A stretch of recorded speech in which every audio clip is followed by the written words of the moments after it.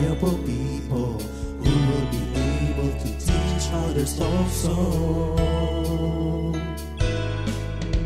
Take the teachings you heard me proclaim in the presence of many witnesses, and entrust them to reliable people who will be able to teach others also. Take the teachings you heard me proclaim in the presence of many witnesses, and entrust them to reliable people who will be able to teach others also. Take the teachings you heard me proclaim in the presence of many witnesses, and entrust them to reliable people who will be able to teach others also. 2 Timothy 2:2. Hallelujah, 2 Timothy 2:2. Praise the Lord. 2 Timothy 2:2.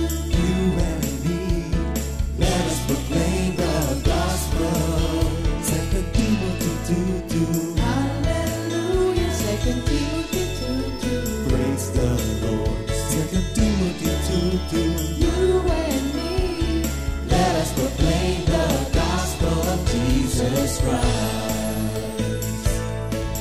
Take the teachings you heard me proclaim in the presence of many witnesses, and entrust them to reliable people who will be able to teach others also.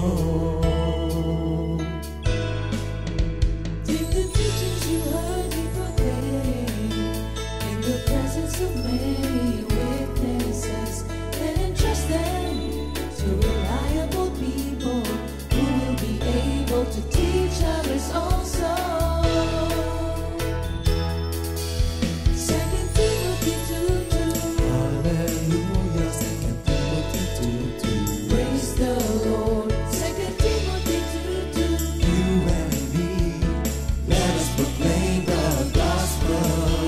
2 Timothy 2:2. Hallelujah. 2 Timothy 2:2. Praise the Lord. 2 Timothy 2:2. You and me, Let us proclaim the gospel of Jesus Christ.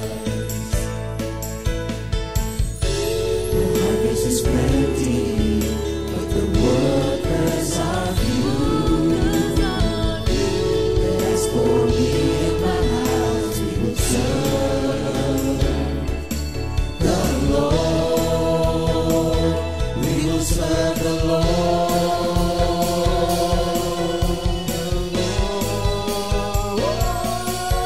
2 Timothy 2:2.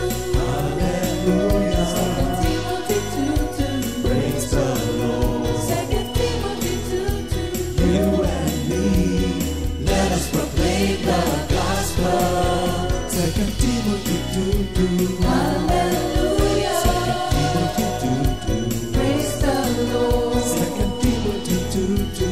You and me, Let us proclaim the gospel of Jesus Christ. 2 Timothy 2:2. Hallelujah. 2 Timothy 2:2. Praise the Lord. 2 Timothy 2:2. You and me, let us proclaim the gospel. 2 Timothy 2:2. Hallelujah. 2 Timothy 2:2. Praise the Lord. 2 Timothy 2:2. You and me, let us proclaim, live up His name, delighting the Lord for His goodness. Let us proclaim, live up His name, delighting the Lord for His goodness. Let us proclaim, live up His name, delighting the Lord for His goodness. And He's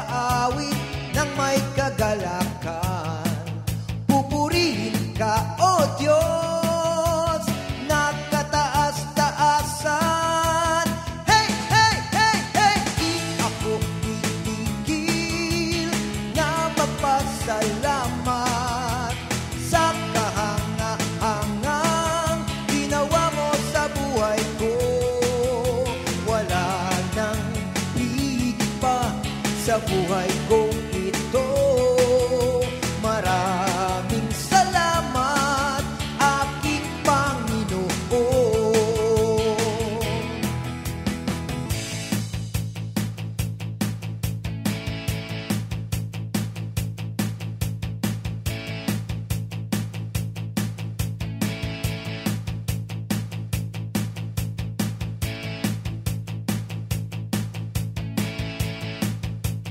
Hey, hey, hey, hey! Di ako titigil na magpasalamat sa kahangahangang ginawa mo sa buhay ko.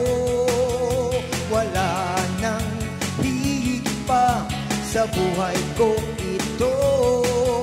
Maraming salamat, aking Panginoon. Hey, hey, hey, hey! Di ako titigil na magpasalamat sa kahangahangang ginawa mo sa buhay ko.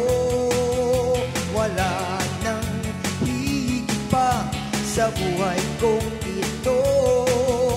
Maraming salamat, maraming salamat, maraming salamat, aking Panginoon.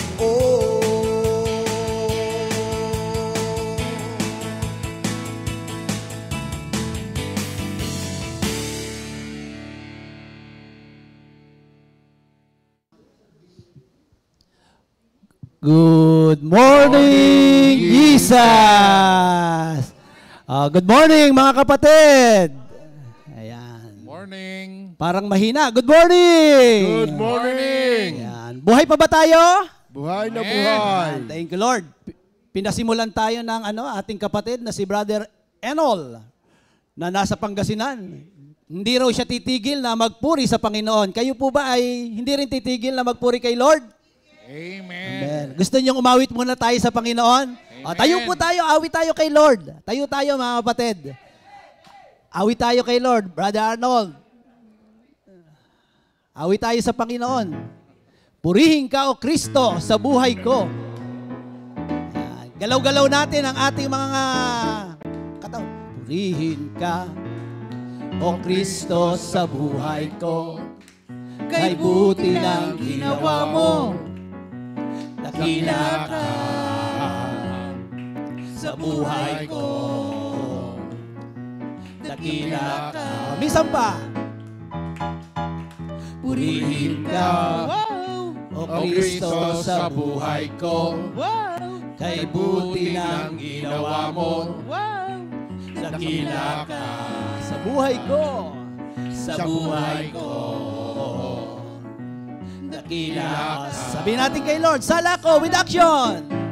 Sala ko'y pinatawad mo, ako'y nilinis, ginawang bago.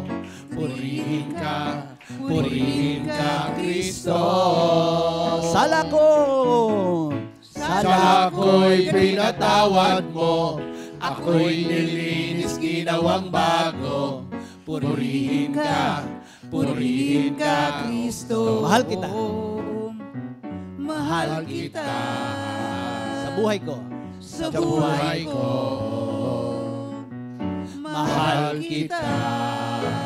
Amen. Thank you, Lord. Mahal ba natin ang Panginoon, mga kapatid? Amen. Ikaw, Pastor Romy, mahal mo ba si Lord? Sobra-sobra. Kayo po, Ninong Larry, mahal niyo po ba si Lord? Over. Yan. Mahal nating lahat ang Panginoon. Yan. Good morning muli sa ating mga kapatiran, North, East, West, and South. Yan. Kamusta po ba ang buhay? Ganap at kasiyasiya. Kamusta ang ating gising? Malusog, Great. malakas, pinagpala. Wala bang masakit na buto? Wala. Yan. Thank you, Lord.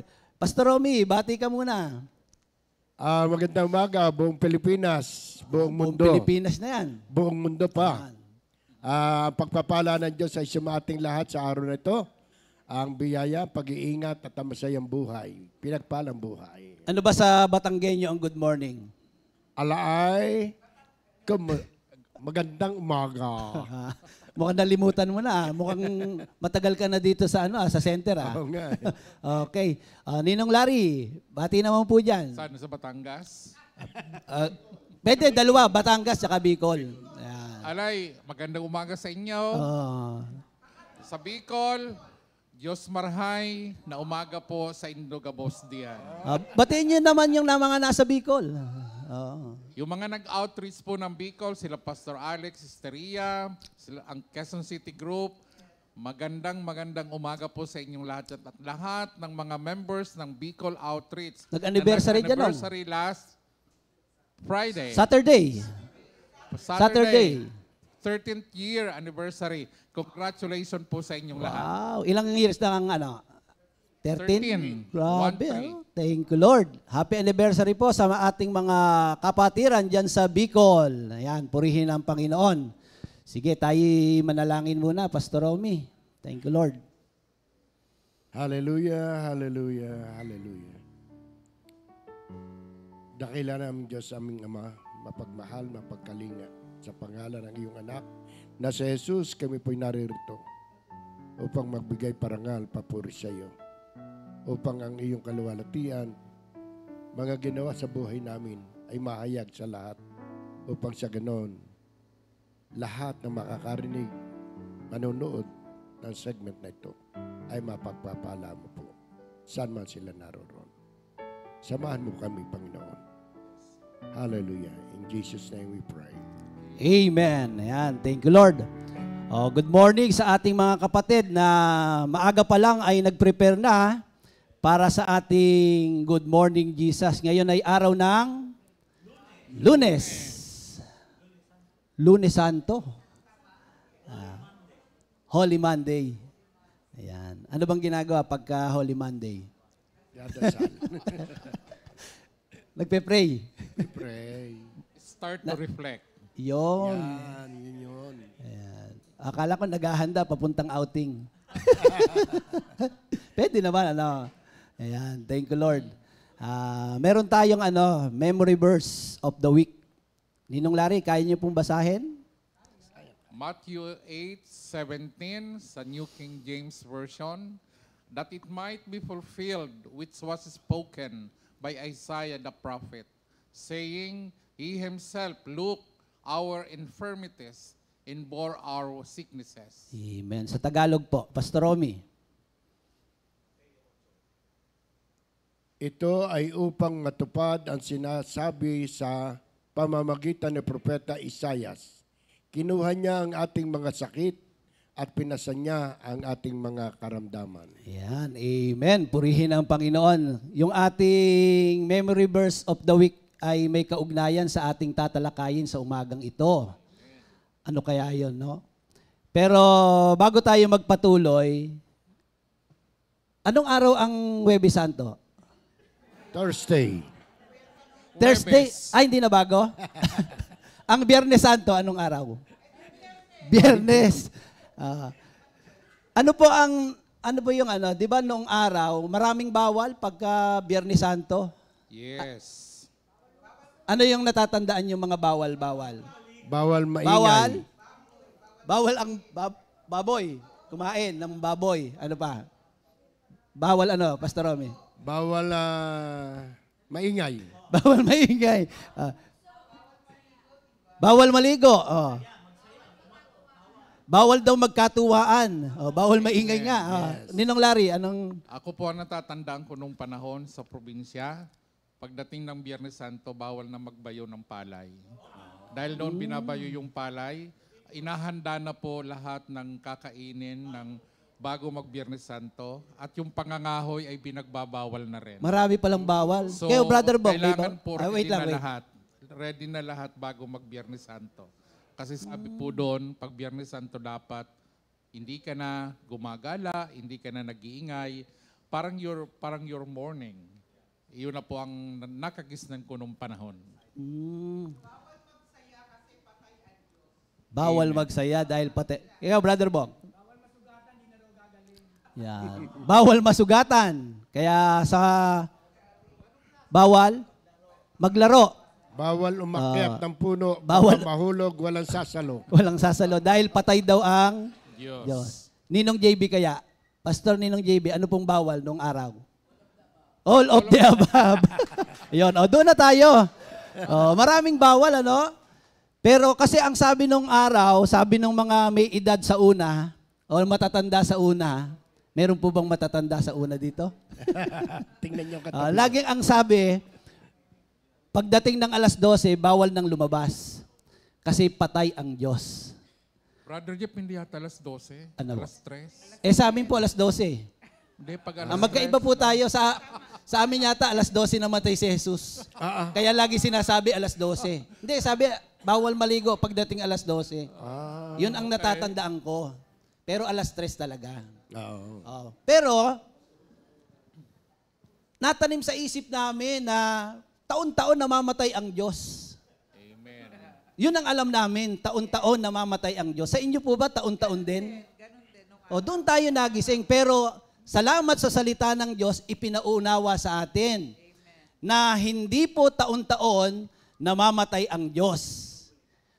Minsan lamang namatay si Jesus. Amen. At sa ikatlong araw, siya ay muling nabuhay. At hindi na siya muling mamamatay. Ngayon ang tanong, bakit po kaya namatay si Jesus sa krus? Yan. Bakit kaya namatay si Jesus sa krus? Yan po ang aalamin natin ngayon sa ating pag-aaral. Kaya ang ating message ngayon sa umagang ito ay matatagpuan sa 1 Peter chapter 2 verse 24 na ipagkakaloob sa atin ng ating dalawang kapatid. Uunahin natin si Ninong Larry. 1 Peter 2:24. Welcome po natin si Ninong Larry. Sige, babasahin ko po dito muna sa New King James Version sa English. Sabi po dito, 1 Peter 2:24, who his own self bore our sins in his body on the tree, that we, having died to sins, might live to righteousness, by whose stripes you were healed. Ito po ang message ni Lord sa 1 Peter 2:24. Pastor Romy, Tagalog po. Sa kanyang pagkamatay sa krus, pinasan niya ang bigat ng ating mga kasalanan upang tayo mamatay na sa kasalanan at mamuhay ayon sa kalooban ng Diyos. Kayo'y pinagaling na sa pamamagitan ng kanyang mga sugat. Thank you, Lord. Napakaganda po ng mensahe ng Panginoon sa araw na ito. Lalong-lalo na po sa akin na merong itong mga personal na nangyari sa aking buhay. Ako po nung panahon, na-share ko po nung isang araw, nung tawagin ako ni Lord, sabi ko kay Pastor Romy, hindi po ako pasaway. Ako po'y taong simbahan nung panahon. Subalit, yung pagbabasa po ng Biblia ay yun ang nawawala. Kaya po nung ako'y matagpuan ni Lord, noong 1991, akala ko po ako'y mabait. Akala ko po'y wala akong ginagawang hindi maganda sa Panginoon. Pero nung panahon po pala, habang ako'y lumalaki, yung puso ko natataniman lahat ng nais na paghihigante doon sa mga taong umape nung kami na nasa kabataan pa dahil nga po, di ba, yung nasa probinsya ka, minsan, ang sabi ko nga nung sa mga una ko ng sharing, minsan maraming kahig, minsan wala pang tuka. So, nagkakaroon ka ng pagkakataon na lalapit sa mga taong meron, at ikay uso pa noon, yung hindi pa kinikilo ang bigas. Diba? Anong tawag doon? Gatang-gatang. Manghihiram ka ng isang gatang. Isang gatang para Kapitbahay. Pero ang nangyayari po, bago ka makakuha noon, marami kang salitang maririnig. At lalong-lalo na po nung nag-aaral ako, pagsasabi ng nanay ko, manghiram ka muna ng 10 sentimo na pamasahe. Bago po marilis ang 10 centavos yan, talagang marami kang makikinig. Yan, sa puso ko po noon, sasabihin ko lagi, ako'y mag-aaral ng mabuti at pag ako'y nakapag-aaral at nagtrabaho, ni 5 duling di ko kayo bibigyan. So, ganun po ang nangyayari na di ko na lang mamalayan. Yung puso ko punong-puno na ng puot at galit. At yun nga po ang nangyayari. Pero ako po, siyempre, lahat po ng mga rites and ceremonies sa church, ako po'y laging naroroon. Pero salamat at glory to God na ako po nung matagpuan ni Lord noong 1991 sa Pure Foods. Ako po'y nagpapasalamat sa Diyos dahil nabuksan ang aking kaisipan. At tulad ng pagkamatay ni Lord sa krus, lahat po nung aking dinaramdam sa puso ko, po ay napalitan ng awa at napalitan ng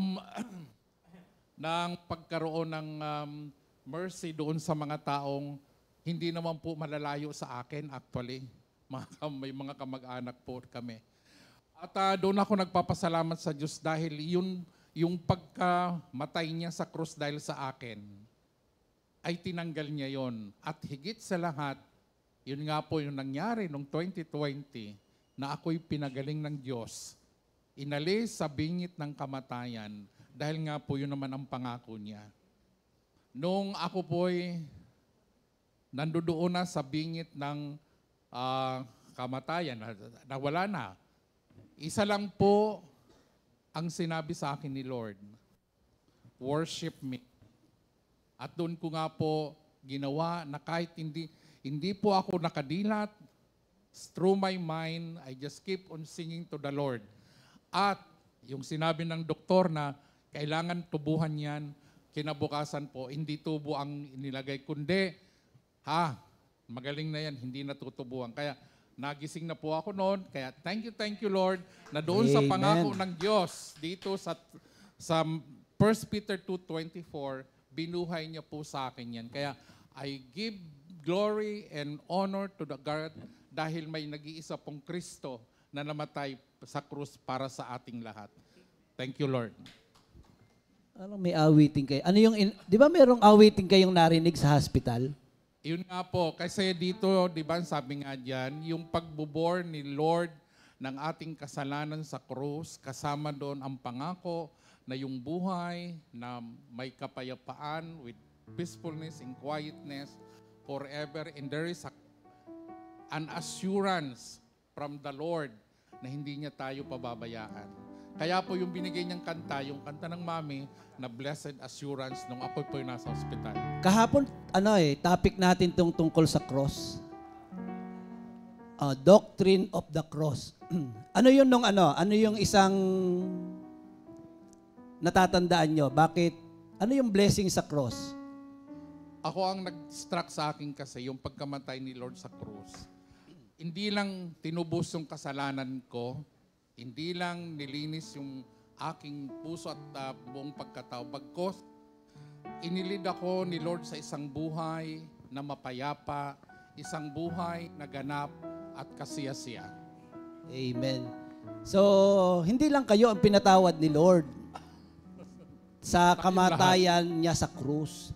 Lahat po tayo ay nakaranas ng kapatawaran sa ating Panginoon. Sabi nga dito sa Ephesians 1:7 and 8. Tingnan niyo po, basahin ko sa atin. Ephesians 1:7 and 8. Tinubos tayo ni Kristo sa pamamagitan ng kanyang dugo, at sa gayon ay pinatawad na ang ating mga kasalanan. Ganoon kadakila ang kanyang kagandahang loob na ibinigay sa atin sa pamamagitan ng kanyang karunungan at kaalaman. Hindi po ba kayo natutuwa? Amen. Na lahat ng ating mga kasalanan ay pinatawad ng Panginoon. Kaya yung cross pala, yan ay pag-offer ni Lord sa lahat ng tao para ang mga tao ay mapatawad sa lahat ng ating mga kasalanan. Kaya kung ating aalalahanin yung pag-aaral natin nung Monday, doon sa Psalm 51, di ba yung kalagayan ni David nung hindi niya pa inaamin yung kanyang kasalanan, doon sa awit 32, na ang sabi nga doon sa ibang version, nung hindi niya pa inaamin yung sala niya kay Lord, yung kanyang buto ay parang natutuyo. Naranasan nyo na ba na matuyo ang buto? Sumakit ang buto. Kayo po ba ay sumasakit na ang mga buto? Mga kasukasuan? Minsan. Ako nga, 40 plus pa lang ako. Minsan nakakaranas daw ng pagsakit-sakit ng mga kasukasuan. Pag nawala yung yung fluid ng buto, di ba pag nagkakaskasa na, masakit. Dito yung naranasan niya, natutuyo ang buto. Pero salamat, nagkaroon siya ng realization doon sa kanyang pagkakamali. At anong ginawa niya? Kinonfess niya. Yes. Inamin niya sa Panginoon ang kanyang mga kasalanan. At nung inamin niya, natanggap niya yung kapatawarang mula sa Panginoon. Ano ba ang palatandaan ng isang taong pinatawad na sa kasalanan? Tingnan niyo nga yung katabi niyo, tanongin niyo, ikaw ba'y masaya? Masaya. Kaya Laging nakangiti. laging Minister nakangiti. Jeff. Oo. There's no scowl on their faces. Diba? Thank you, Lord. So, pinakita doon na kailangan pala lahat aminin natin sa Panginoon. Amen. Kasi sabi naman sa Isaiah 1:18, di ba sabi doon, halikayo, magliwanagan tayo, gaano mang karami, kapulang inyong kasalanan, handa kong ipatawad ang lahat ng iyan at kayo'y gawing busilak sa kaputian. Amen. So, ang isa palang pagpapala ng pagkamatay ni Jesus sa krus ay kapatawaran sa ating mga kasalanan. Kaya katulad ni Ninong Larry, siya ngayon ay aawit. Na ito yung awitin na nung siya'y nasa bingit ng kamatayan, ito yung kanyang narinig na awitin na nagbigay sa kanya ng pag-asa. Pakinggan po Lord, natin ang tinig ni Ninong Larry. Samahan mo ako, Minister Jeff. Blessed assurance, Jesus is mine. He will never leave me, forsake me. He is by my side. For my hope is in Him, like the snow in the rain, coming down from heaven. Blessed assurance, Jesus is mine. He will never leave me, forsake me. He is by my side. For my hope is in Him, like the snow in the rain, coming down from heaven. Lord, I believe in your words and your promises. Lord, I believe. I believe in your words and your promises. Lord, I believe. Amen. Ayan, purihin ang Panginoon. So, ang isang pagpapala na ating tinanggap mula sa kamatayan ni Jesus sa krus ay kapatawaran sa lahat ng ating mga kasalanan. Na yan ay matatagpuan sa Ephesians 1:7 and 8. Ano kaya yung pangalawa? Alam niyo, ang isa pang nakita ko dyan, pinalaya tayo sa iba't ibang uri ng sumpa. Curse. Kasi sa mga Hudyo pala, ang kamatayan ni Jesus sa krus ay, sa mga Griego, ito ay curse. Yes. Sa mga Griego. Pero sa atin, thank you Lord, dahil sa kamatayan ni Jesus sa krus, tayo ay pinalaya sa lahat ng uri ng sumpa. Tingnan nyo dito sa Colossians 2 verse 14.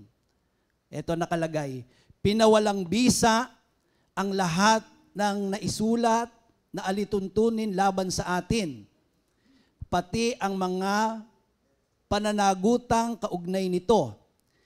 Pinawi niya ang lahat ng ito nang ipako siya sa krus. sa Galatians 3 verse 13. Tinubos tayo ni Kristo mula sa sumpa ng kautusan nang siya ay isinumpa para sa atin. Sapagkat nasusulat, isinumpa ang bawat ibinitin sa punong kahoy. Kaya thank you Lord. Tayong lahat, nagkaroon tayo ng deliverance. Ano po bang Amen. masasabi niyo dyan, Ninong Larry? Actually, ako po yung, nung mapunta ako sa ganitong gawain na tutunan ko ng salita ng Diyos, isang diniliver sa akin ni Lord, yung mawala yung paniniwala ng maraming mga ritual, na kasi nga po, medyo malalapit din ako sa mga kapatid natin sa kaparian. So, ang isa pong inalis sa akin ni Lord, yung dati, di ba, pag pupunta tayo sa simbahan, pupunas pa tayo ng panyo at ipupunas doon sa kung saan masakit. So, inalis ako ni Lord sa mga ganong paniniwala, kundi inayos ng Panginoon yung aking pananaw sa totoong kahulugan ng pagkamatay ni Lord sa krus. Amen. Ang isa kong nakita diyan, kasi pinalaya tayo sa lahat ng uri ng sumpa. Ang isang pinalaya sa atin ni Lord, yung sa kahirapan. Kayo po ba'y agree diyan? Pinalaya tayong lahat sa kahirapan. Sabi ni Ninong Larry noon, isang kahig. Maraming kahig. Ngayon, dati, kahig ka na ng kahig, wala pang matuka. Pero ngayon, hindi ka pa kumakahig, tumutuka na. di ba nasa Bible yan na natutulog pa lang ang mga anak ng Diyos? Amen. Ipinaghahanda na ng pangangailangan. Yun. Kayo ba pagising nyo, may nakahanda ng breakfast? Breakfast on bed. Oh. Sa hotel ata yun, no? Ano, Pastor? Kaya lang hindi naman tayo manok eh. Amen. Kaya kain, hindi na natuka tayo. Hindi na natuka. Kakain Okay. na tayo ngayon. Di ba doon sa sa 2 Corinthians 8 verse 9. Babasahin ko lang po 2 Corinthians 8 verse 9. Hindi kaila sa inyo ang kagandahang loob ng Panginoong Hesukristo. Kahit na mayaman, naging mahirap siya upang mapayaman kayo sa pamamagitan ng kanyang pagiging mahirap. Bakit sinabing pagiging mahirap? Sino ang nakapanood na ng Passion of the Christ? Lahat po tayo, di ba? Kayo po ba ay naluluha pa hanggang ngayon pag napapanood yun? Yes. Di ba grabe yung hirap na ginawa ng Panginoon? Ay sabi dito, siya'y mayaman. Pero nagpakahirap para tayo ay sumagana. Kaya wala palang anak ng Diyos na mahirap. Kayo po ba ipayag doon? Amen. Parang hindi. Alam niyo, ang isa pang nakita ko dito, may sasabihin ka, Pastor? Wala. Pinalaya tayo sa sumpa ng iba't ibang uri ng sakit at karamdaman. Yung kagalingan, tayong lahat. Lahat tayo nakaranas ng kagalingan mula sa Panginoon. Naalala ko si Minister Ernie. Nung, di ba sa Thailand po siya na aksidente. Pagdating dito, pinauwi na siya dito eh. Buhay pa po noon ang mami. Hindi ko po alam kung natatandaan ni Minister Ernie. Sabi ng Mami Ligaya, samahan mo si pag-drive mo si Ernie. Hindi pa siya minister noon eh. Pag-drive mo si Ernie, samahan mo sa Valenzuela, kay Doc Nocum. Samahan mo siya at titingnan kung anong magagawa sa kanya. Ngayon, sinamahan ko siya doon. Kasama Sister Eloy. Pagdating po namin doon, pinakita namin yung inabot niya yung x-ray. Alam niyo, sabi sa kanya ano sabi sa inyo ni Doc Nocum? Ba't buhay ka pa? Kasi yung nangyari pala sa kanya, hindi na siya bubuhayin. Hindi na siya bubuhayin. Pero ngayon si Minister Ernie buhay na buhay. Di ba, hingi niya lang kay Lord 70? Pero ilang taon na si Minister Ernie ngayon? 72? Sumobra ng 2. Pero ang nakikita ko kay Minister Ernie, glory to God, pag lumundag siya, di ba pag nagpuri kay Lord, parang walang bakal sa paa. Himala po ba yun ni Lord? So buhay yung salita ng Panginoon na tayo ay pinalaya sa lahat ng uri ng karamdaman. Eh di ba minsan ngayon pag nakikita-kita, anong tanungan? Anong sugar mo? Pataasan ng sugar. Eh di ba yung sugar nilalagay lang dati sa kape? Pero ngayon pag nagkakamustahan, ang laging tanong, anong sugar mo? Minsan pataasan. Pero alam nyo, tayong lahat, pinagaling ng Panginoon sa lahat ng uri. Pwede bang sabihin nating lahat, ako'y pinagaling na ng Diyos? Ako'y pinagaling Kasi na ng past Diyos. tense yun eh. Past tense yun. Tayo, we are healed in the name of Jesus. Amen. Amen? Oh, kayo, Ninong Larry. Ikaw ba, Pastor Romy, nakaranas kang kagalingan? O, mamaya ka na pala. Alam ko, pinagaling ka ni Lord eh. Ayan. Meron pang meron pang pangatlo. Ayan, thank you Lord. Pinagkalooban niya tayo ng kanyang katuwiran. Amen. Ayan. Ano ba yung katuwiran nung? Righteousness. Define righteousness. Pamumuhay ng naaayon sa kalooban ng Diyos. Pamumuhay na. Ang alam ko, righteousness, right living. Yes. Right standing relationship with God. Alam niyo, pag tama pala ang relasyon natin sa Diyos, tama rin ang relasyon natin sa ating kapwa. Di ba minsan, alam mo lang yung nangyari sa cross. Knowledgeable ka sa nangyari sa cross. Pero pagdating naman sa application, di ba, yung pakikitungo sa kapwa. Sabi mo, mahal mo ang Diyos. Di ba? Pero pagdating sa relasyon sa ating kapwa, minsan marami naman bumabaksak. Wala kasi yung transformative effort dapat sa tao dun sa yung pagkakakilala niya sa cross, dapat magkaroon ng transformative situation sa buhay niya para maranasan niya yung totoong meaning ng cross. Sabi nga dito sa 2 Corinthians 5:21, hindi nagkasala si Kristo. Ngunit dahil sa atin, siya'y itunuring na makasalanan upang sa pamamagitan niya ay maging matuwid tayo sa harap ng Diyos. Kaya we are righteous in the sight of God dahil kay Jesus Christ. Imagine na yung ginawa niya. Dati tayo ang turing sa ating kaaway dahil sa mga kasalanan, pero dahil meron tayong tagapamagitan, walang iba kundi ang ating Panginoong Hesukristo, pinagkasundo ni Hesukristo ang tao sa Diyos. Kaya ngayon ang ganda ng relasyon. Kaya pagtingin sa atin ni Lord, hindi na tayo makasalanan. Ang tingin ng ating Panginoon, tayo matuwid dahil sa ating Panginoon. Pwede bang palakpakan natin si Lord, mga kapatid? Walang perfect, mga kapatid, pero yung ginawa ng Panginoon sa atin, Ano po? anong inyong masasabi?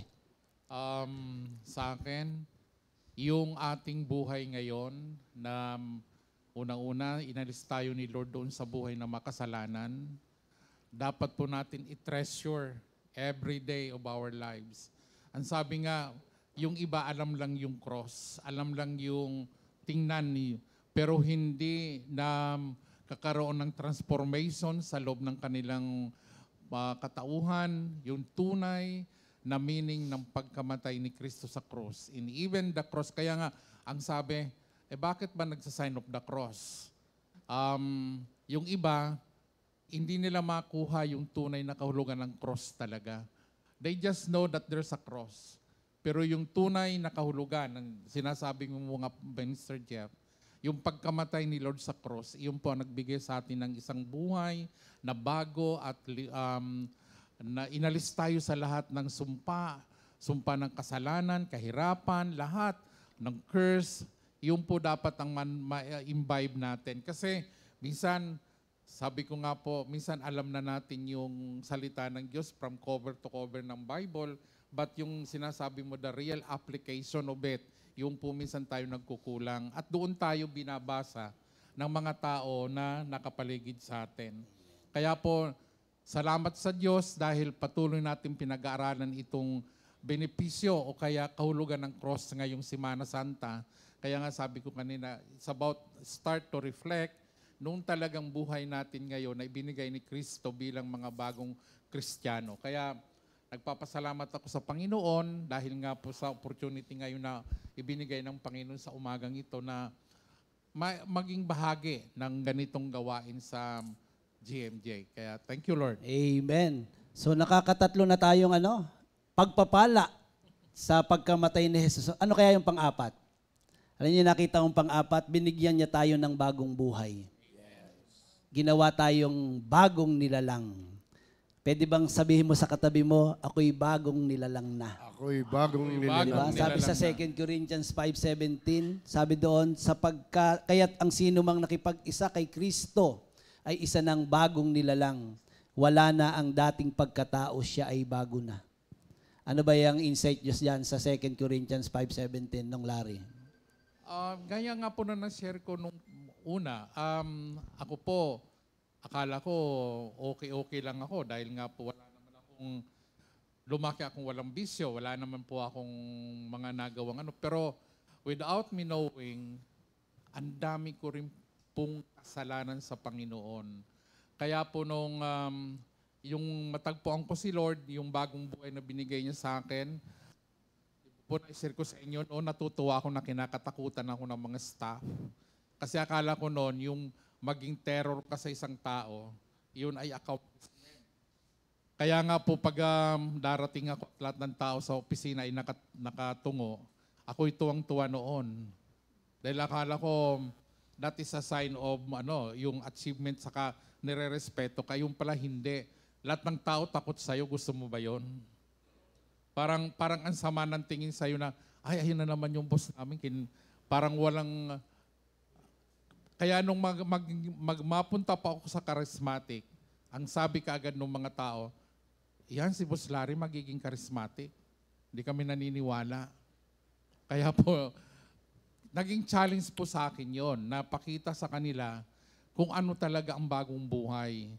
Siyempre, bilang boss na gustong magalit, ang laki po ng adjustment na talagang magpipray ka kay Lord kung paano ang interaction with them. Kahit na may mali, pwede na yung mali, makorek mo, pero naroroon yung pag-ibig. Yung po yung bagong buhay na binigay sa akin ni Lord na correcting the faults of my subordinates, hindi na po nagiging masakit, kundi nagiging paraan para maipahayag na ang pagmamahal ni Lord. Thank you, Lord. Amen. May awitin tayo dyan, Minister Arnold.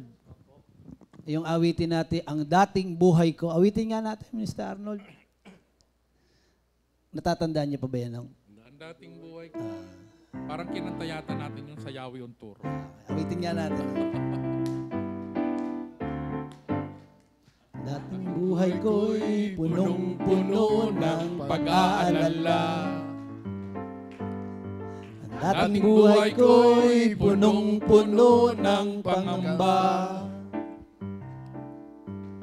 Subalit ngayon, puno ng pag-asa, wala na ang dati kong problema. One more time. Ang dating buhay ko'y punong-puno ng pag-aalala. Ang Dating buhay ko'y punong-puno ng pangamba. Subalit ngayon, puno ng pag-asa, wala na ang dati kong problema. Yan, binigyan tayo ng Panginoon ng bagong buhay. Tayo ay isa ng bagong nilalang. Yan ang napakagandang ginawa ng Panginoon. Alam niyo yung isa pa, kung ano yung ibinigay sa atin ni Lord na pagpapala nung siya ipinako sa krus, binigyan niya tayo ng buhay na walang hanggan. Imagine yung eternal life. Diba tayo dapat, ang kahihinatnan, ang hahantungan ng mga tao, saan? Sa dagat-dagatang apoy na tinatawag na impyerno. Pero salamat sa ating Panginoon dahil sa pag-ibig niya sa atin, meron tayong John 3:16. Kung yung M3:16 nakakapatay, yung John 3:16 nagbibigay ng buhay na walang hanggan. Di ba sabi doon, for God so loved the world that He gave His only begotten Son for those who ever believes in Him shall not perish but have everlasting life. Yun ang inoffer sa atin ni Lord. Amen. Buhay na walang hanggan. Hindi po ba tayo matutuwa? Hindi ba tayo magse-celebrate na sa halip na impyerno ang hahantungan, ang pupuntahan natin ngayon ay buhay na walang hanggang kapiling ang ating Panginoon. Anong masasabi niyo nung Larry? Siyempre, napakaganda at napakasaya. Dahil kaysa, imagine mo kung nandoon ka sa eternal life with fire. Kung dito pa nga lang, yung init ngayon na 40 degrees ang heat index, hindi na natin Hindi don't kayanin. feel comfortable doon sa ganon.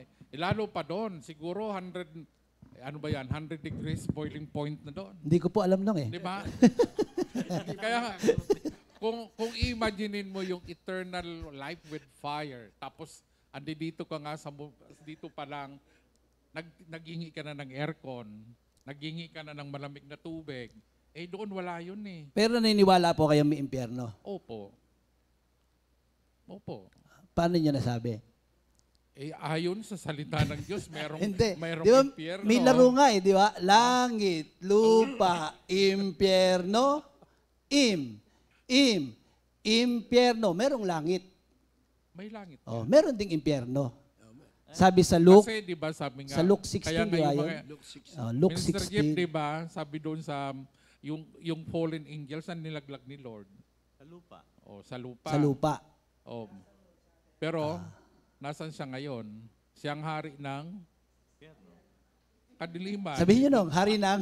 Hari ng kadiliman. Hari ng impyerno. Kaya may impyerno. meron po talaga. Kasi sa Luke tayo 16, maniwala doon. noong namatay yung mayaman at si Lazaro, pinatunayan po doon na meron talagang impyerno. Sabi noong mayaman na namatay, hindi po masamang maging mayaman, no?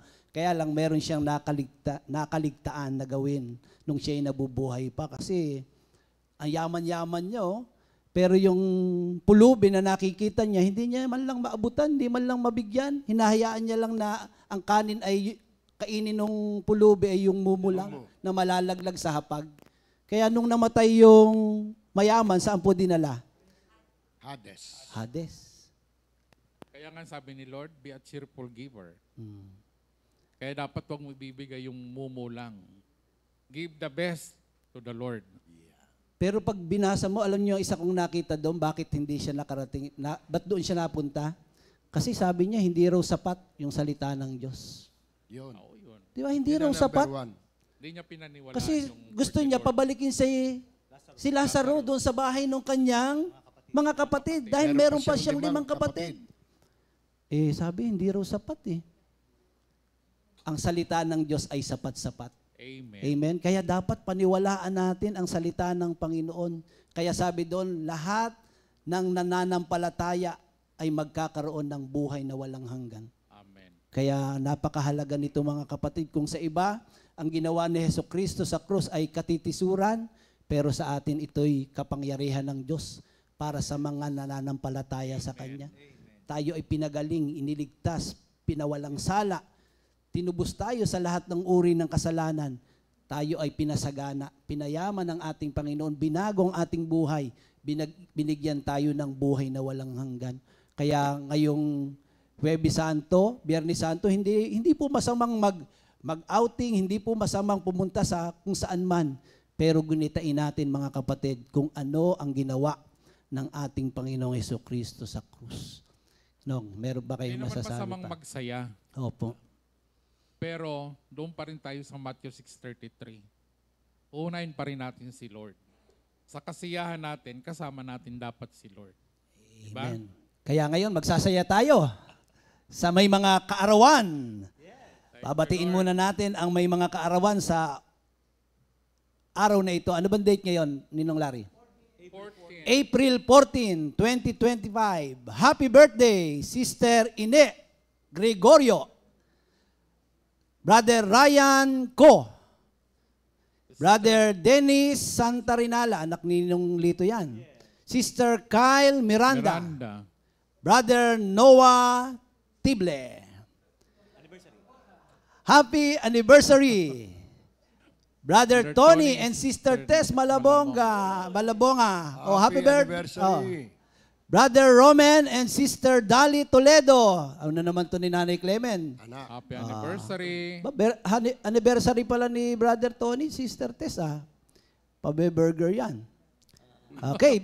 Sige, batiin natin sila. Kantahan natin. Brother Bong. Happy birthday. Pasok!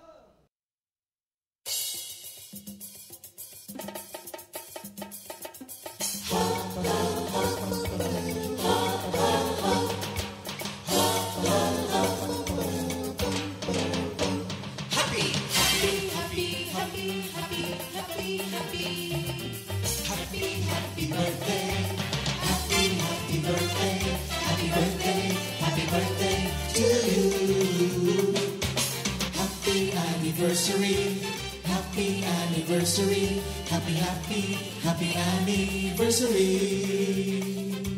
Happy anniversary! May the good Lord bless and keep you, may the Lord's light shine upon you. Happy anniversary to you. Happy, happy birthday to you.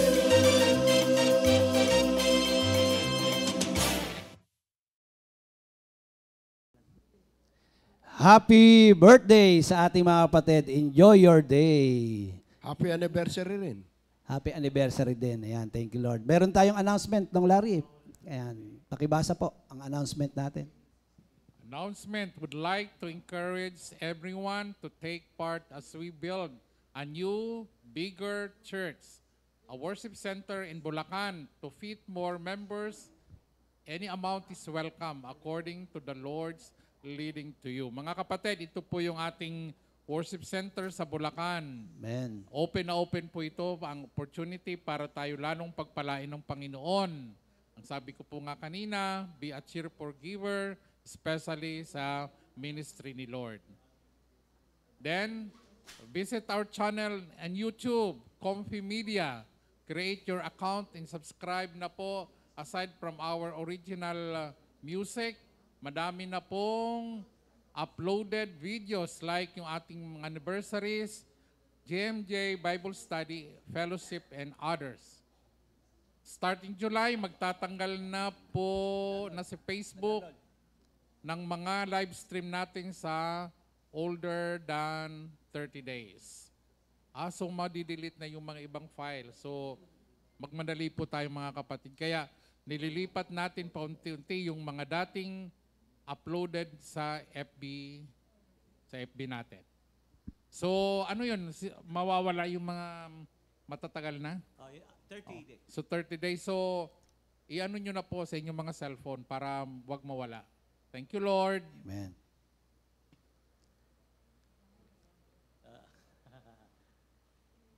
Okay, dako tayo sa repeat new song of the week. Ang title po nito ay Jesus, composed by Brother Ed Galietes. Minister Ed.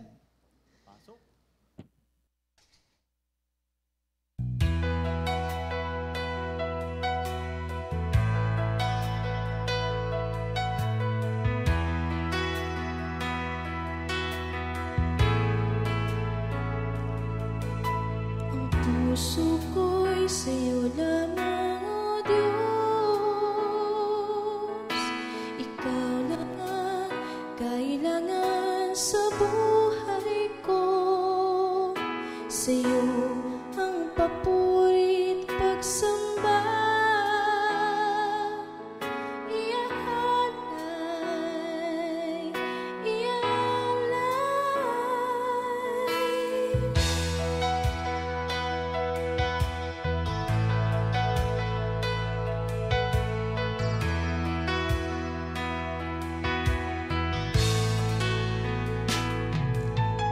Ang puso ko'y sa'yo lamang, O Diyos. Ikaw lang ang kailangan sa buhay ko. Sa'yo ang papurit pagsamba. Iaalay, iaalay. Wala kang katulad.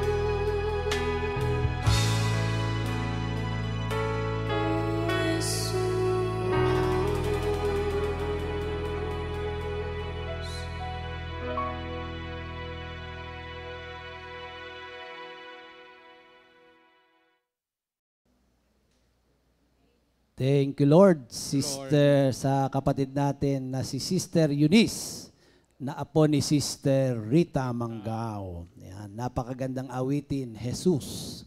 Yan, purihin ang Panginoon. So sa ating pong pagpapatuloy sa 1 Peter 2:24, yan, welcome naman natin ang ating pastor, si Pastor Romy Cabral. Amen. Thank you, Lord. Magandang umaga sa ating lahat. Pero bago po tayo magpatuloy, nais ko munang awitin itong Awit ka talaga? kauna-unahang... Hindi, sigurado ka awit ka talaga? Hindi, sasamahan niyo. Yung awiting my one and only song na tinuro sa akin ni Lord na talagang hindi inisip, kundi talagang nagmula sa langit. Dahil hindi naman ako marunong kumanta, lalong hindi ako marunong mag-compose. At ang boses ko'y si Lord lamang na nagagalak pag ako'y umaawit. Parehas lang tayo, pakaliwa, pakanan. Ayan. Hindi makadiretso no? Okay, ito yung awiting ito. At ang nag-arrange nito ng habang pagkagaling ko sa hospital, ito si Minister Jeff. Ba, arranger na pala ako Arranger, Ikaw ang kauna-unahang arranger ng aking kinompose. Ni Lord okay. pala. Thank you, Lord. Glory to God. Ito yung awitin.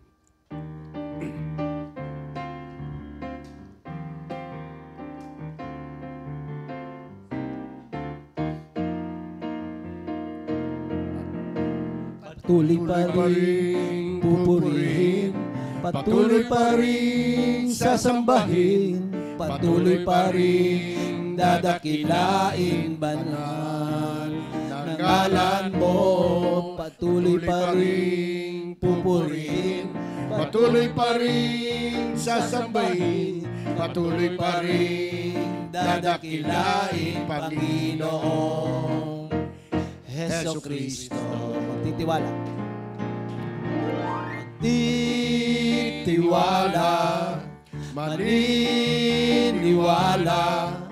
at aasa sa bawat salita mo. Magtitiwala, maniniwala, at aasa sa pangako mo. At aasa.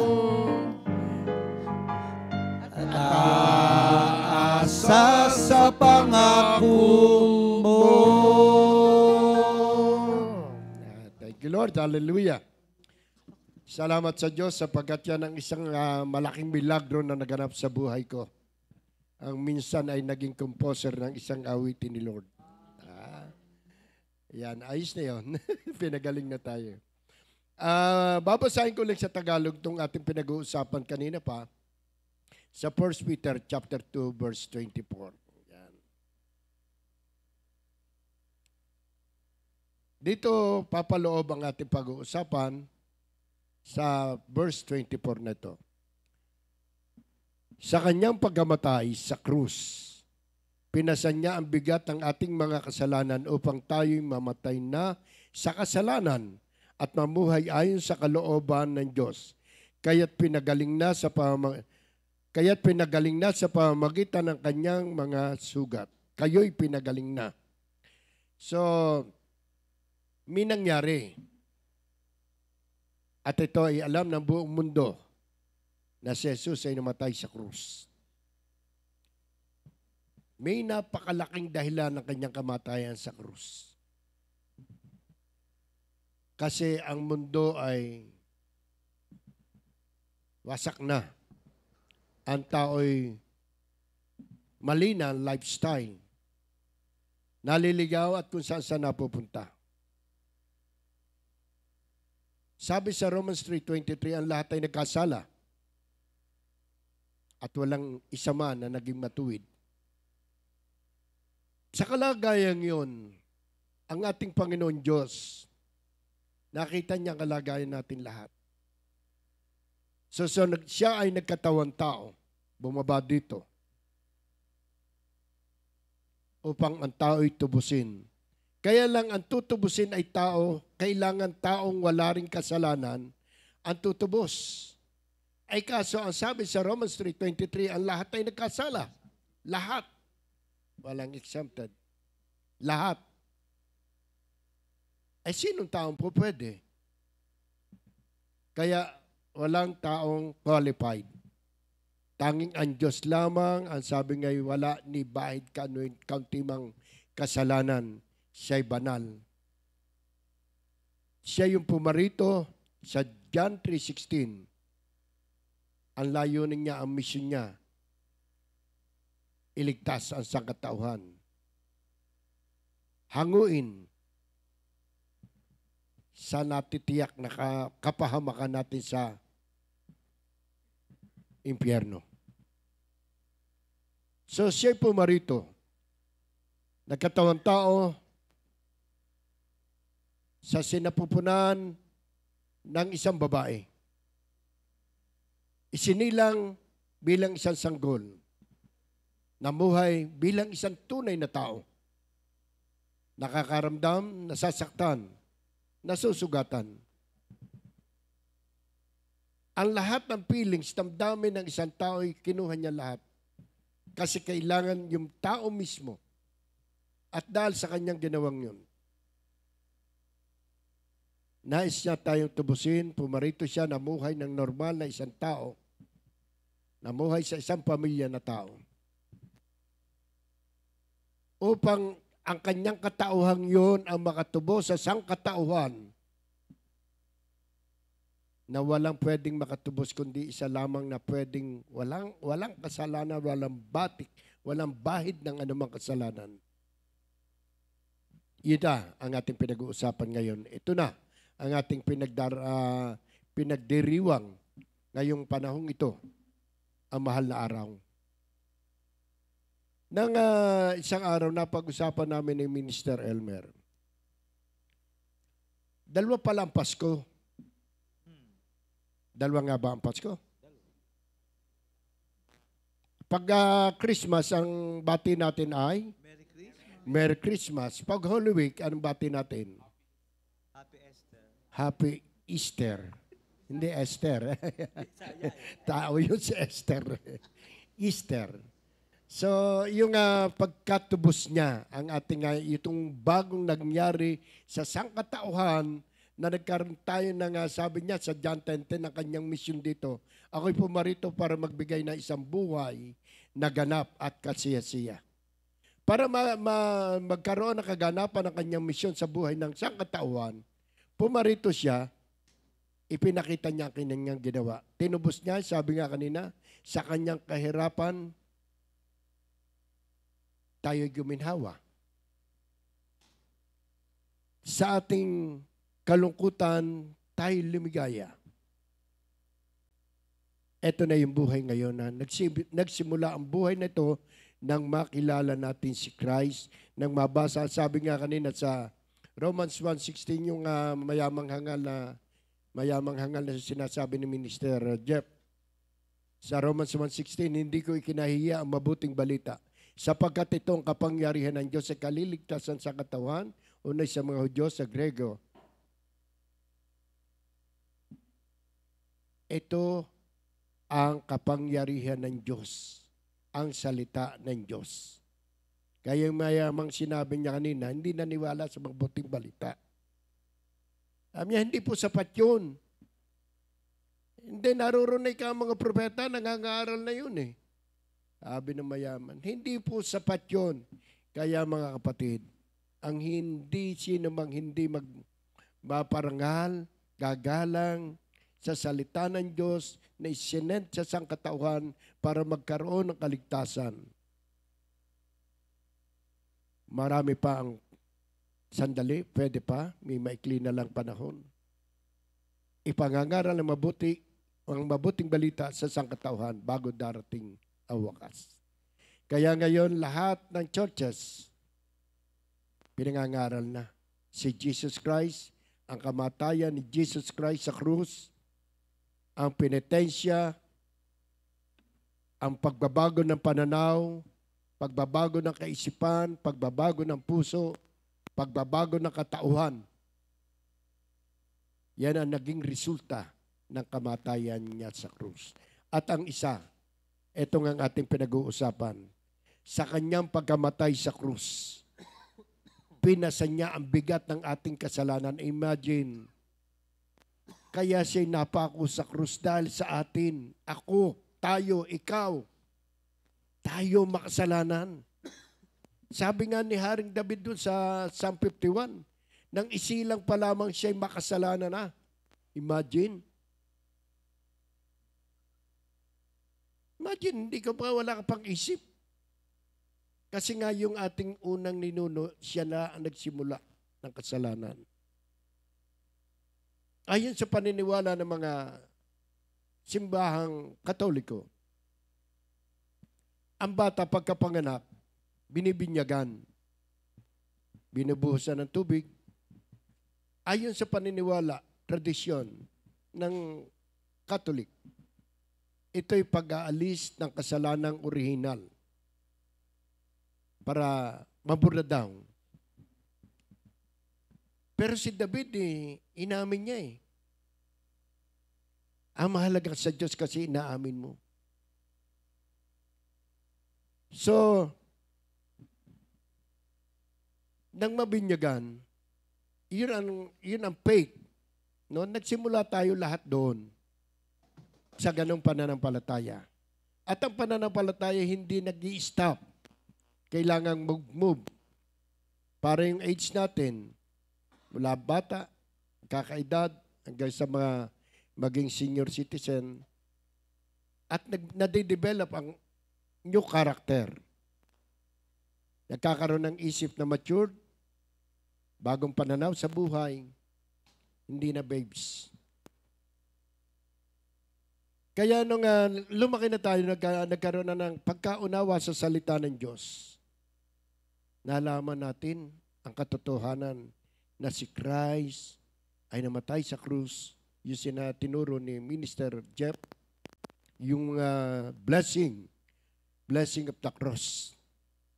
Nagkaroon tayong bagong buhay, naalis tayo sa bondage ng kasalanan, nagkaroon tayo ng maligayang pamumuhay ngayon, pinagpalang buhay, na-enjoy natin ang life ngayon, kaya lagi tayo naka-smile, kahit natutulog naka-smile, kaya hindi tumatanda agad ang mga itsura natin, lagi naka-smile, dahil ang taong masayahin, humahaba ang buhay. Tingnan nyo nga katabi nyo, baka yung nakasimangot, ako ikli ang buhay niyan.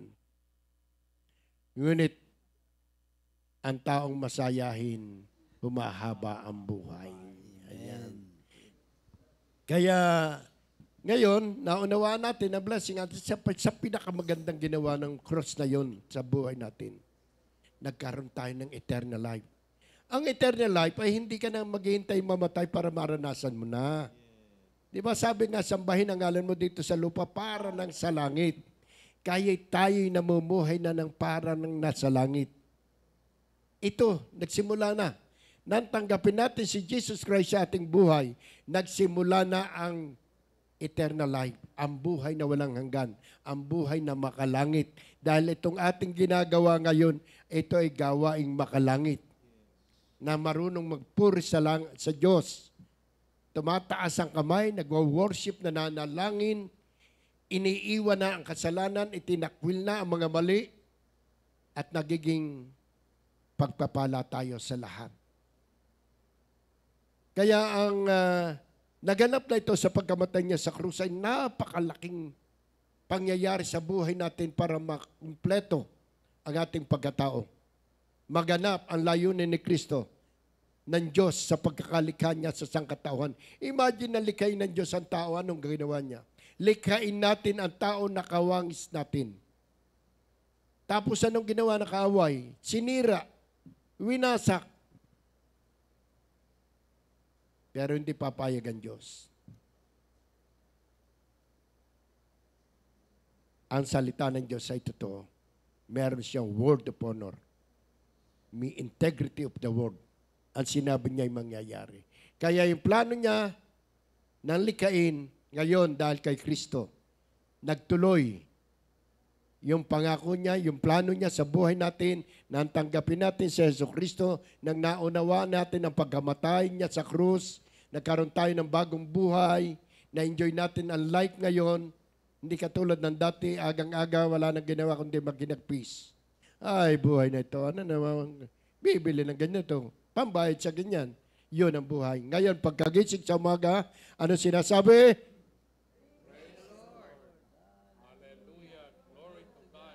Ayan. Yung mga nagsasabi niyan, kasi sabi nga, Matthew 6:33, pumapasok ka na agad sa kingdom of God. Kaya pagkagising mo, praise the Lord. Isaiah 43:7, ang tayo nilikha niya para magpuri, magpasalamat. Oh. Di sasabihin mo kagad, praise the Lord, hallelujah, glory to God, amen. Lahat yun nakasentro kay Jesus. Hindi kanino man taong. Dati sabi ng mami, Romy, huwag mo munang masyadong i-declare lagi iyan. Kasi ikaw nakukan eh.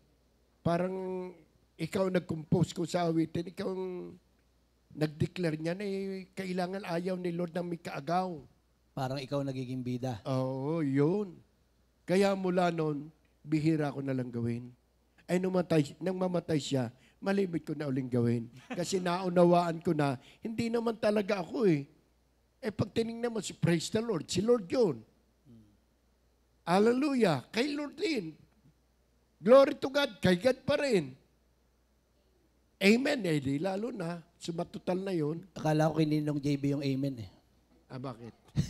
Bakit? Hindi, pagka si Ninong JB kasi napapahaba ng word. In conclusion. Sasabihin niya, amen. Yun ang palatandaan. Kaya amen na rin. Yan, amen na rin. So, ang amen kasi, kwan yan, si Lord yan. Amen. Tapos na Final na yung amen, Oo. Pastor. Kaya, pagkatapos ng mga pangyayaring yan, meron na tayong magandang buhay ngayon. Ako po, from sobra, mahirap nang alalahanin pa lagi. Alam na lahat ng pinanggalingan ko. Ultimo ng buong lahi ko. At ang buhay ko ay naging patotoo sa marami. Pero, hindi lang naging patotoo, kailangan tayo magliliwanag rin.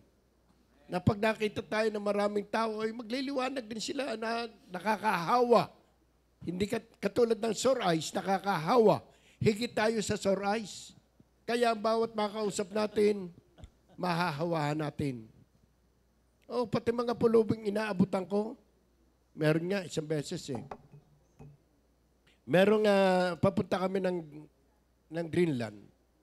Ay may matanda, yung matanda ba doon magagawa na basahan sa Messi 6. Eh, may tindang basahan. Nakita ko ba, buhay pa palang matandang ito.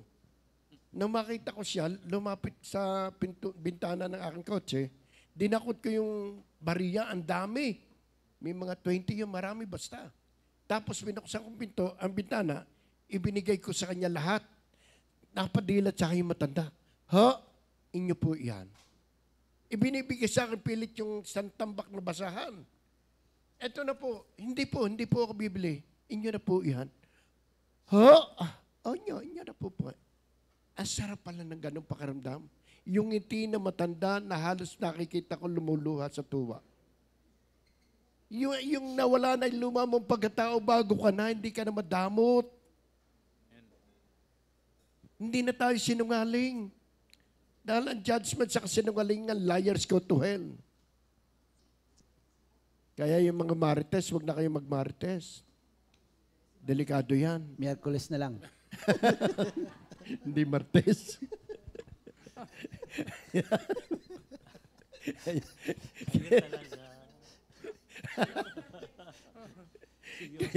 Okay, tuloyin natin ilan ng minuto. Ayan. Kaya nga napapa-amen na eh. Kaya pala amen na ng amen to. Kasarapan pa. Pasensya na sige, pag okay okay lang. napasarap. No? Kaya, asa na nga ba tayo kanina? Sa basahan. Binigay Sa mo. basahan. Binigay mo. Sa basahan. Binigay mo yung Yun na barya. bago, ibig sabihin, na nabago, hindi ka na madamot. Pero pastor, ang sabi, wag lang barya yung bibigay. Ay, eksakto yun lamang eh. Hindi makaduot ng buo. Yun ang nasa harap eh. Aandar na yung sasakyan. Mukhang bigayan na to ah. Pero dinakot ko, brother. Marami. Marami yun, isang Oo, dakot pala mga yun. marami din, 20 yun. Thank you, Lord. Ayan, walang panghinayang. So, napabalik ulit tayo na. Ngayon naman tayo. Ayun, balik ulit tayo doon sa binago na. Mahirap ang pag isip, mayayaman ang yung puso. kasama eh. Binago ang isip, binago ang puso, ang katauhan. Ika'y magiging patotoo sa marami. Ultimo mga kaibigan ko, mga dati kong kasama sa Malbon, mga Lacson, pumaroon sa Kalo, hinanap ako. Pinagtanong ako doon sa taga-Batulaw. Sino ngayon napagtanungan? Nanay Iming, yung coordinator natin sa Batulaw. Kilala niyo ba si Romy Cabral? Ay, opo. Pastor po namin yon. Ako? Paano naging pastor niyo yon? Kumpare ko yun. Tsaka ganyan, kabarkada ko yun eh. So, hinanap ako. Natagpuan ako sa Kalo. Malayo pa, agara ng kotse. Sobra. Asawa niya, kongresista. Pag pasok sa compound, sabi niya, pare, ano nangyari sa iyo? Bakit? Ano ba nangyari? Wala naman. Sabi niya, naging pastor ka raw? Oo. Paano na ang ating happenings? Wala na. Binago na ako ng Diyos. Kaya ultimo mga kaibigan ko, naliwanagan. Alam niyo, bago umalis yung mag-asawa, yung congresswoman at saka yung kumpare ko, ninong ni Marken, sabi ko, gusto mo ipag-pray ko kayo, mag-asawa? Mayayaman to, big time eh. Boss ng ate ko dati. Alam niyo, sige nga pare, please. Pinag-pray over ko. Yung dalawa, pati yung kongresista. Umiiyak. Nakita ko hindi pala sa yaman. Kahit ang dami yung pera pag wala si Kristo, mahirap ka pa rin. Hirap ang kalooban mo. Hirap ang kaisipan mo.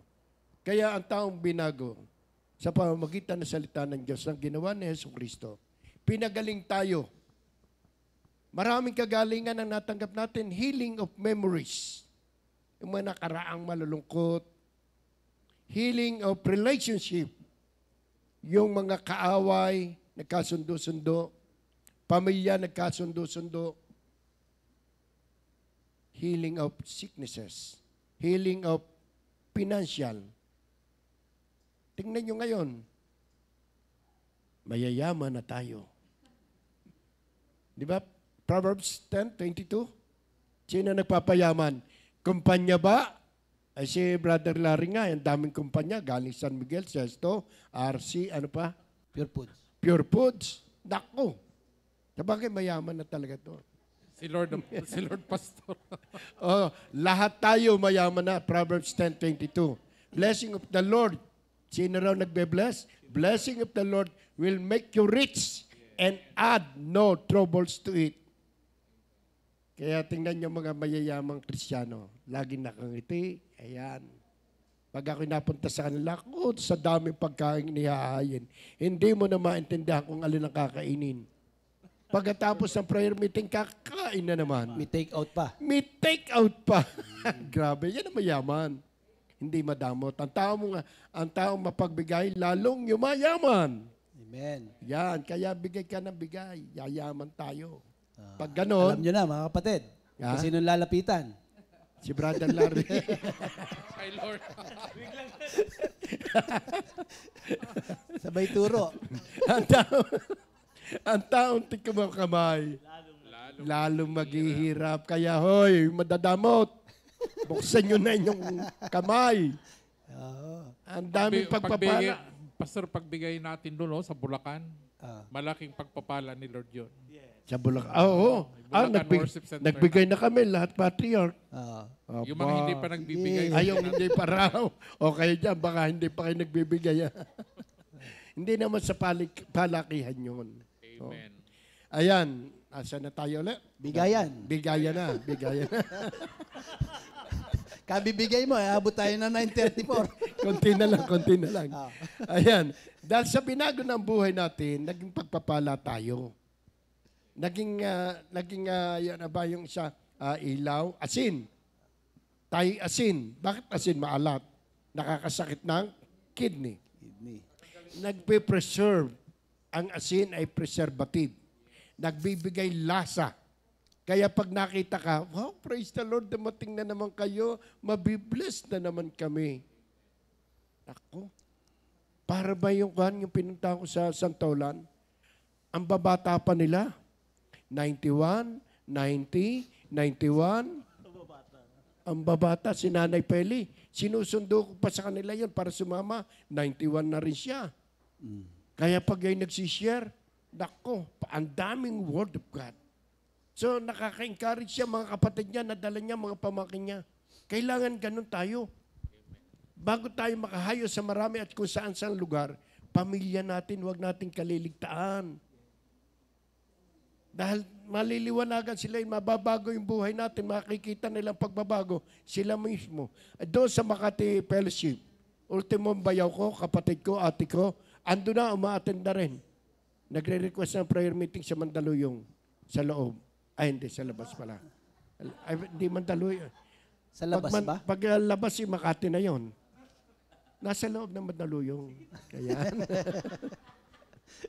Kaya praise the Lord. Pinagaling na tayo sa lahat ng area. Sabi niya, pinagaling na. Past tense. Amen. Naganap na. I-claim na lang natin. Huwag mo sasabing, ay, may diabetes pa ako, may high blood pa ako. No. We are healed. Sabihin nyo nga, we are healed. We are In the name of Jesus. In the name of Jesus. Ang ating soul, spirit, magaling na yan. Dahil yan ang unang nagkasakit.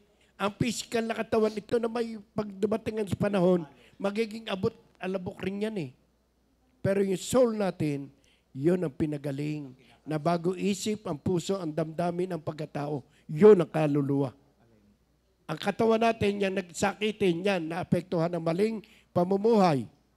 Kaya sa Psalm 103, verse 3, ang kasalanan mo ay pinatawad na at ang lahat mong karamdaman ay pinagaling na.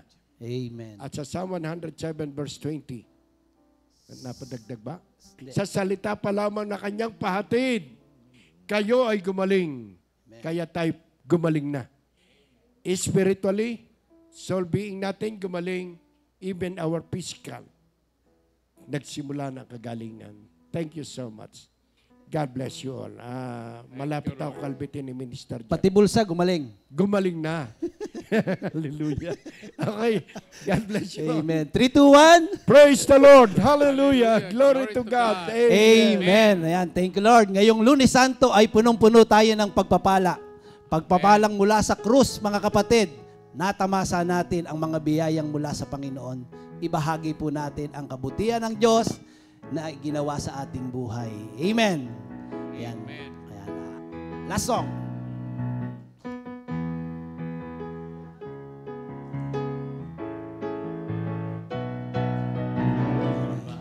Nasisiyahan sa buhay mo ngayon.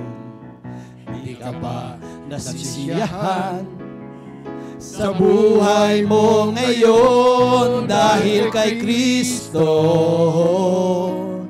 Napawi ang kasalanan ko, nabago ang takbo ng isip ko. Dahil kay Kristo. Dahil kay Kristo,